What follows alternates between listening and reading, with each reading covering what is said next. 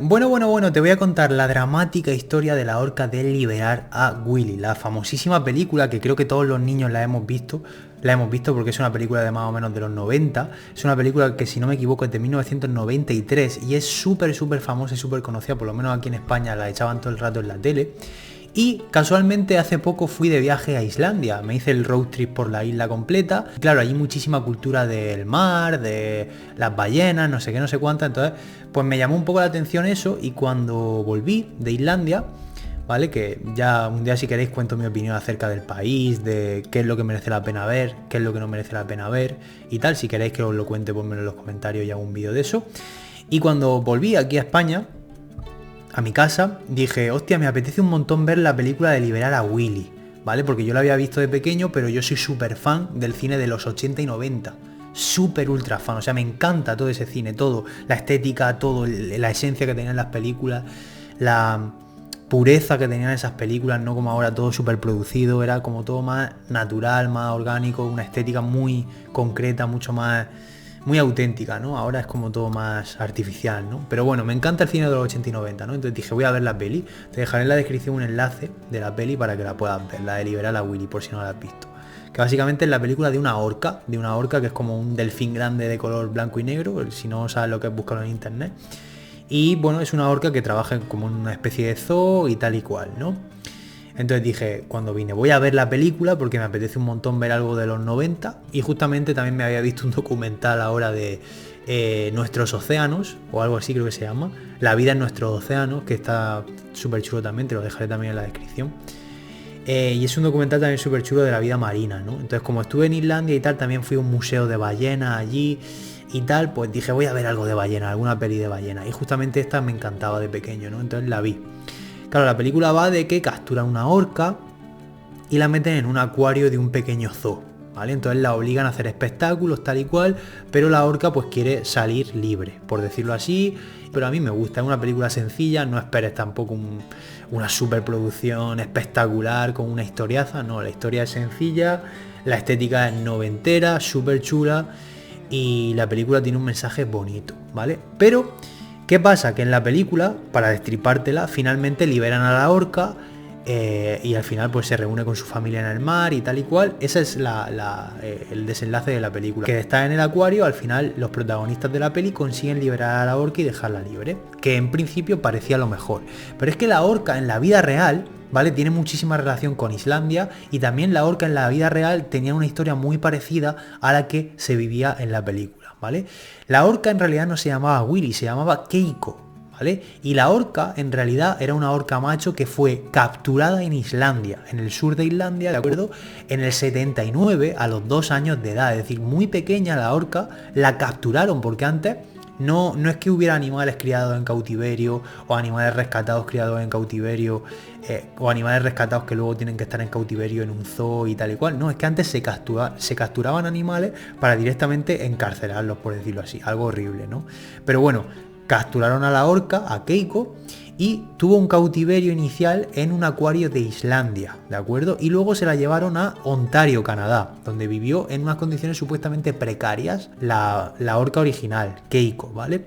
¿Qué pasó? Que después de estar en unas condiciones deplorables se la llevaron a México y entonces estuvo en un parque que se llama Reino Aventura de Ciudad de México, donde también vivía, igual que en la película, en un tanque pequeño de agua. También tenía ciertos problemas de salud porque la orca necesita muchísimo espacio y vivir también en compañía de otras. Y al parecer pues tuvo infecciones cutáneas, problemas en la piel, problemas de salud y al final también tiene que hacer sus shows y sus espectáculos. Y entonces pasaron los años y en el 93 Keiko protagonizó la película de liberar a Willy. Y esta película como que sensibilizó mucho al público de que las orcas pues estuvieran en cautiverio y al final pues como que la gente quería que la orca real y original de la película fuese liberada también, porque la orca hizo un papelón también tremendo, lo hizo súper bien, ¿no? Entonces después de la película la gente fundó una fundación que se llamaba Free Willy Keiko Foundation para que mejoraran las condiciones de Keiko y para buscar su liberación. Y al final los fanáticos y los activistas con su polla recaudaron fondos para la causa de su liberación. ¿Qué pasaba? Que la orca estaba en México, en otras temperaturas, en otro tipo de ambiente.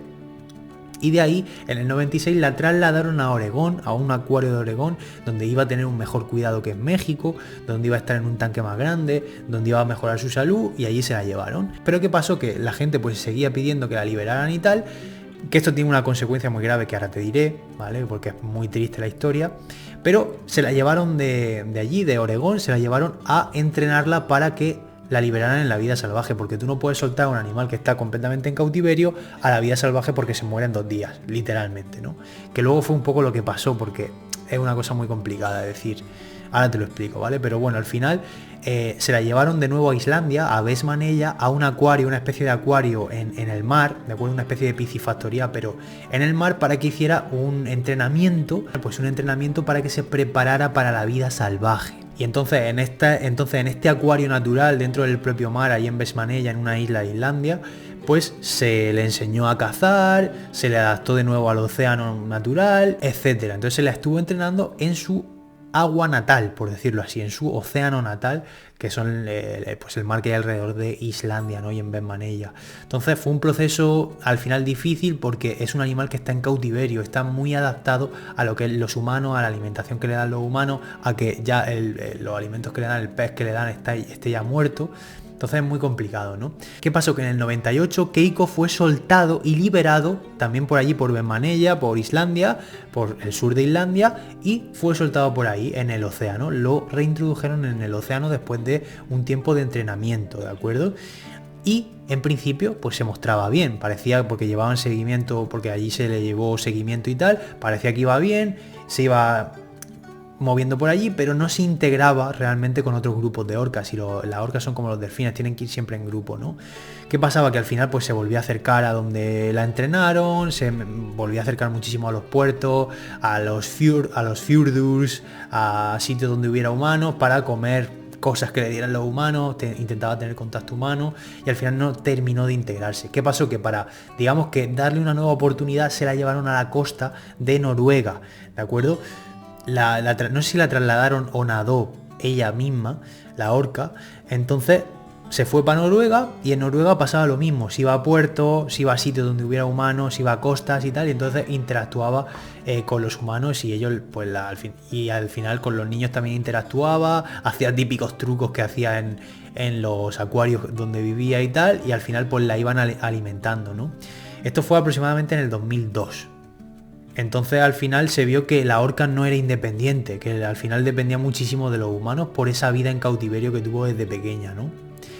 Y finalmente en el 2003, también en Noruega, pues la orca murió debido a una neumonía a los 27 años sin haberse integrado realmente en la vida salvaje. Esto fue lo que pasó, y realmente falleció por culpa nuestra, por culpa de la gente, que querían que la orca fuese liberada también, que la orca fuese liberada como en la película, sin saber realmente, porque esto fue con muchísima buena intención, pero sin saber realmente que un animal que ha sido criado en cautiverio, o que ha vivido en cautiverio toda su vida, tantísimos años, soltarlo en la naturaleza es matarlo, literalmente, es matarlo, porque esta orca que vivió tantísimo tiempo en cautividad, era imposible, ¿vale? Era imposible que se adaptara de nuevo a la vida salvaje.